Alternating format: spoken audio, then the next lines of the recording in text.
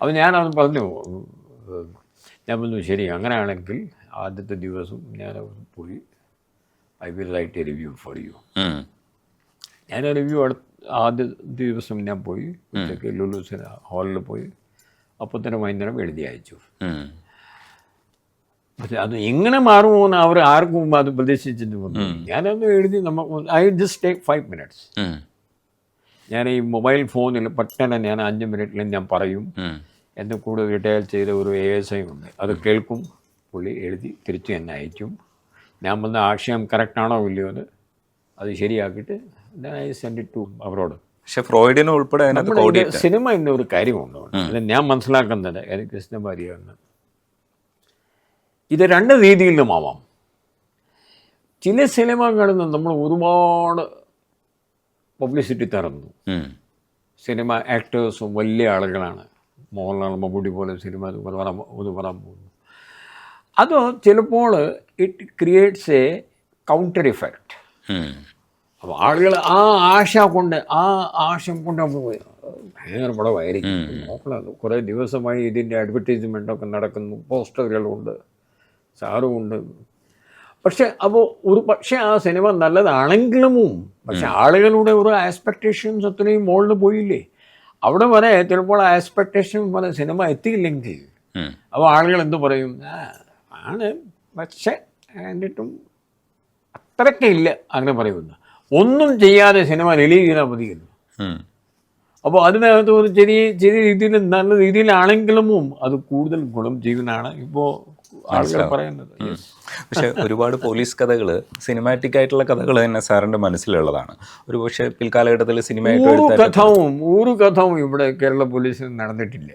ഇത് 5-ാം പാതിര, ദൃശ്യം, ഏത് സിനിമ, നായാട്ട് വരെ ഏത് പടമാണെങ്കിലും, ഈ സൂക്ഷ്മദർശിനി, രേഖാചിത്രം, ഇതുപോലുള്ള ഒരു സംഭവവും എൻ്റെ ശ്രദ്ധയിൽ വന്നിട്ടില്ല.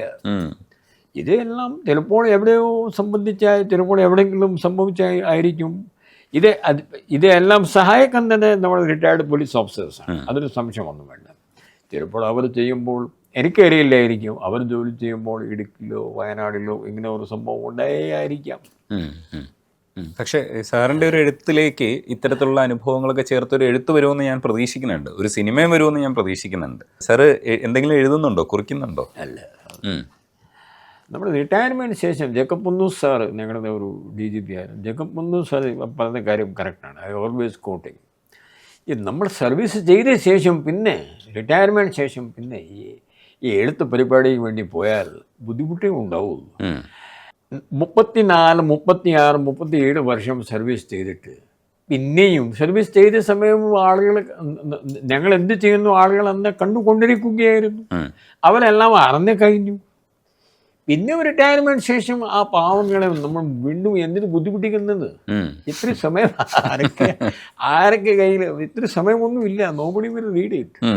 പിന്നെ അവർ എഴുതുമ്പോൾ കുറേ ആവശ്യമില്ലാത്ത കാര്യങ്ങൾ നമ്മൾ ഒരു ഗവൺമെൻറ്റിൽ ഇതൊരു കോൺട്രാക്ട് പോലെയാണ്. ഗവൺമെൻറ്റിൻ്റെ കീഴിൽ നമ്മൾ ജോലി ചെയ്യുമ്പോൾ പല കാര്യങ്ങളുണ്ട്. അത് നമുക്ക് ആ സമയത്തിൽ ചിലപ്പോൾ നമ്മൾ ചെയ്യാൻ പറ്റി, ചിലപ്പോൾ ചില കാരണം കൊണ്ട് ചെയ്യാൻ പറ്റിയിട്ടില്ല.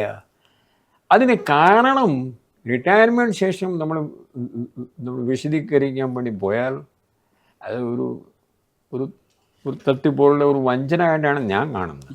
ചങ്കുട്ടമുണ്ടെങ്കിൽ അന്ന് തന്നെ അത് കാണിക്കാമായിരുന്നു. ഇപ്പോൾ പറഞ്ഞിട്ട് 30 വർഷം മുമ്പ് അയ്യോ ഞാൻ അത് ചെയ്തിട്ടില്ല, അതിന് കാരണം ഞാൻ ഇന്ന് പറയാൻ പോകുന്നു പറഞ്ഞിട്ട് ഒരു കാര്യമില്ല. സാർ ലൈറ്റായിട്ട് ഒരു കാര്യം ചോദിച്ചാൽ, സാർ പാട്ട്, ഇപ്പോൾ മലയാളം പാട്ടുകളെ ഇഷ്ടപ്പെടുന്നത് ഞങ്ങളൊക്കെ കാണുന്നുണ്ട്. അപ്പോൾ പാട്ടിൻ്റെ പരിപാടികൾ ഞാൻ ഒരുപാട് ചെയ്യാറുള്ള ഒരാളാണ്. അപ്പോൾ മലയാളം പാട്ടുകളിൽ സാർ ഇവിടെ വന്നതിന് ശേഷമായിരിക്കുമല്ലോ കോൺസെൻട്രേറ്റ് ചെയ്തിട്ടുണ്ടാവുക. അപ്പോൾ ഏത് കാലഘട്ടത്തിലെ പാട്ടുകളാണ് സാർ കൂടുതൽ ചൂസ് ചെയ്യുകയും പാടുകയൊക്കെ ചെയ്യുന്നത്?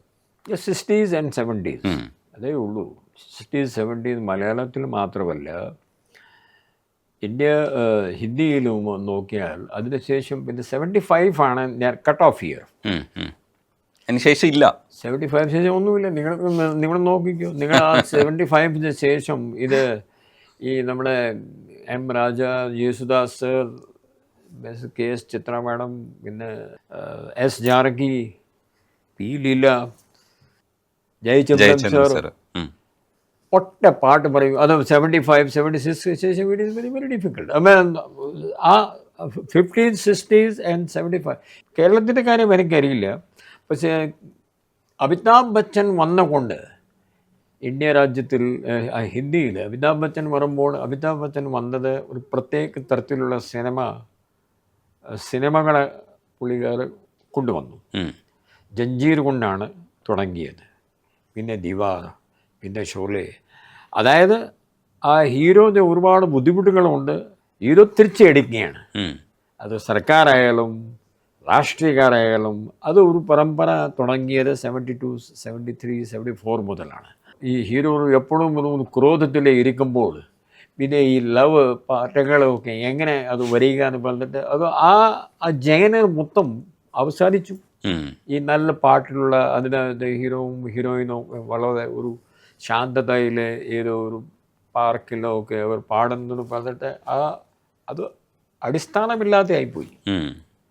കാരണം ഇറ്റ് വാസ് സിനിമകൾ കൂടുതൽ വയലൻ്റ് ആയിപ്പോയി. ആ സമയത്തിലാണ് ഇന്ത്യ രാജ്യത്തിൽ അൺഎംപ്ലോയ്മെൻറ്റിൻ്റെ ഒക്കെ പ്രശ്നങ്ങൾ ആളുകൾ സംസാരിക്കാൻ തുടങ്ങിയത്.